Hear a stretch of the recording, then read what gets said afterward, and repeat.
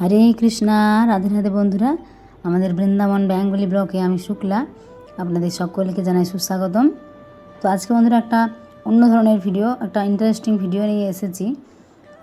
আপনারা পুরো ভিডিওটা প্রথম থেকে শেষ পর্যন্ত দেখতে থাকুন, তাহলে বুঝতে পারবেন যে আমরা এই পৃথিবীতে কী নিয়ে এসেছিলাম আর আমরা যখন এই পৃথিবী ছেড়ে যাব তখন কী নিয়ে যাব।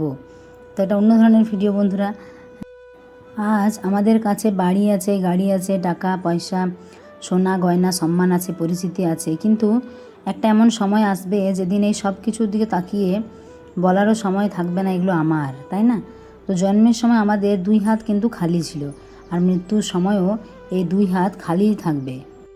তাহলে এত দৌড়ঝাঁপ কেন? কেন এত অহংকার, এত লোভ, এত রাগ, এত অভিমান কিসের জন্য?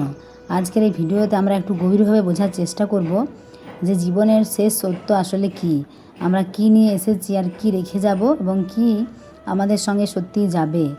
দেখুন, জন্মের সময় কি ছিল আমাদের, আর আমরা যখন এই পৃথিবীতে এসেছিলাম তখন আমাদের নিজের বলে কিছুই ছিল না, তাই না?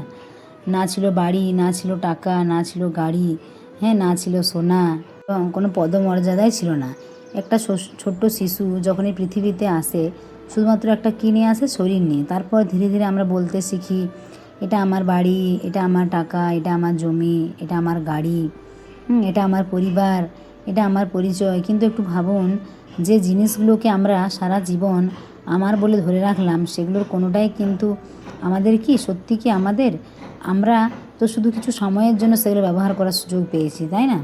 আজ আমরা যে বাড়িতে থাকছি একদিন সেখানে অন্য কেউ থাকবে, আর আজ যে টাকা আমরা জমাচ্ছি একদিন অন্য কেউ সেগুলো খরচা করবে।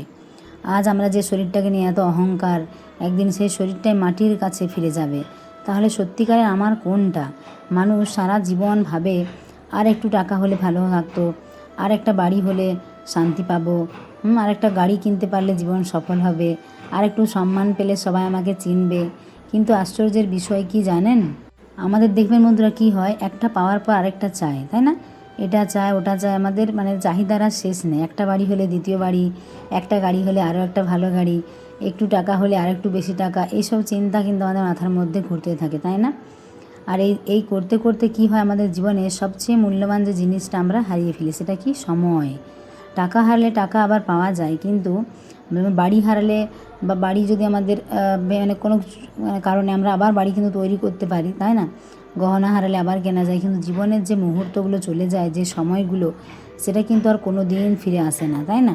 তাই জীবনের সবচেয়ে বড় সম্পদ কিন্তু টাকা নয়, কি বলুন তো? সময়। সময় আমাদের কাছে কিন্তু সবচেয়ে দামি, তাই না? তো একদিন এমন একটা মুহূর্ত আসবে যখন ডাক্তার বলবেন আর খুব বেশি সময় নেই। সেদিন হয়তো আপনার চারপাশে পরিবার থাকবে, কেউ কাঁদবে, কেউ বলবে আর একটু থাকো, কেউ আপনার হাত ধরে থাকবে, কিন্তু আপনি তখন জানবেন এবার আমাকে যেতে হবে। আর টাকাও কিন্তু আপনার সঙ্গে যাবে না, বাড়িও সঙ্গে যাবে না, গাড়ির চাবিও সঙ্গে যাবে না, যে মোবাইল ফোন আমরা ব্যবহার করি সেটাও কিন্তু সঙ্গে যাবে না, আপনার সামাজিক পরিচয়ের সঙ্গে যাবে না। যে মানুষ সারা জীবন বলেছিল এটা আমার, এটা আমার, শেষ মুহূর্তে তাকে সব কিছুই ছেড়ে চলে যেতে হবে। এটাই জীবনের কঠিন সত্য। তাহলে প্রশ্ন হলো, যদি টাকা, বাড়ি, গাড়ি এগুলো সম্পত্তি না যায় তাহলে কি যাবে আমাদের সাথে? দেখুন, আধ্যাত্মিক দৃষ্টিতে বলা হয় মানুষের কর্মই তার জীবনের সবচেয়ে গুরুত্বপূর্ণ সঙ্গী।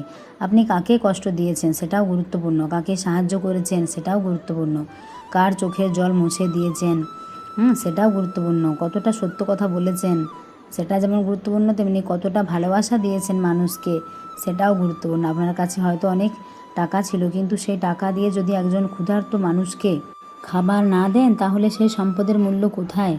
আপনার কাছে অনেক জ্ঞান ছিল, কিন্তু সেই জ্ঞান দিয়ে যদি কাউকে ভালো পথে নিয়ে যেতে না পারেন তাহলে সেই জ্ঞানের সার্থকতা কোথায়, তাই না?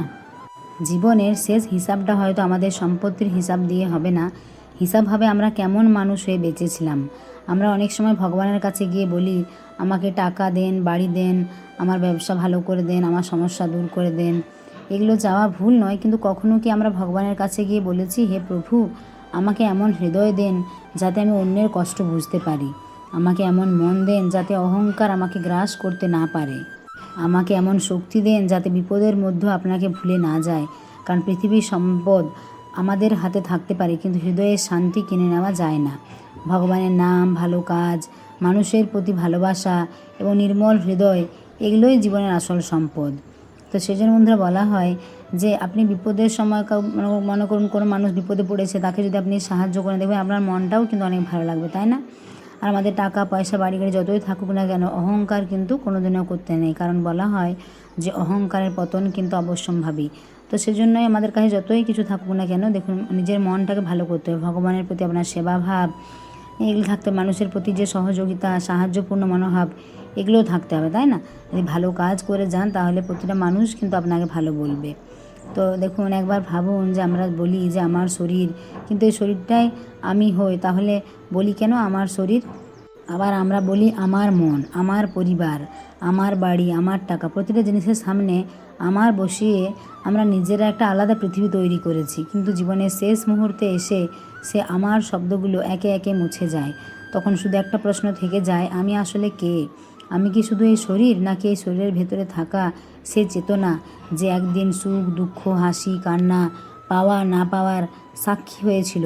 এই প্রশ্নের উত্তর খুঁজতে গিয়েই মানুষ আধ্যাত্মিকতার পথে হাঁটে। দেখবেন এখন কত মানুষ ভক্তি লাইনে এসেছে, তাই না?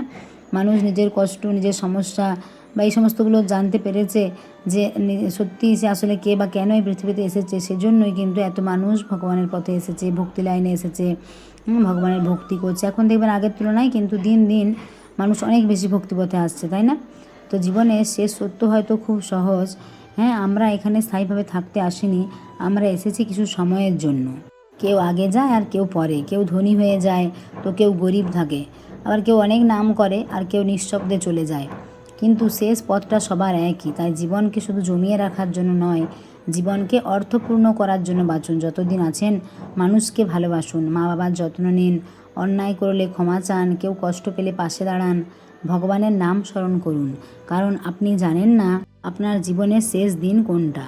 সেজন্য বন্ধুরা কী করুন, প্রতিদিন রাতে ঘুমানোর আগে একবার নিজের কাছে প্রশ্ন করবেন, আমি যদি এই পৃথিবী ছেড়ে চলে যাই তাহলে কি রেখে যাব? আমার বাড়ি, কিছু টাকা, কিছু সোনা, নাকি কিছু মানুষের ভালোবাসা, কিছু ভালো কাজ, কিছু সুন্দর স্মৃতি আর ভগবানের নাম? মনে রাখবেন, জন্মের সময় আমরা খালি হাতে এসেছিলাম আর মৃত্যুর সময়ও খালি হাতেই ফিরে যাব। মাঝখানের এই ছোট্ট সময়টুকুই আমাদের জীবন।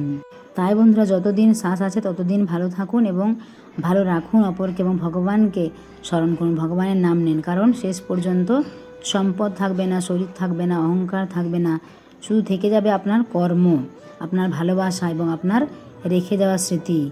হরি বল, রাধে রাধে।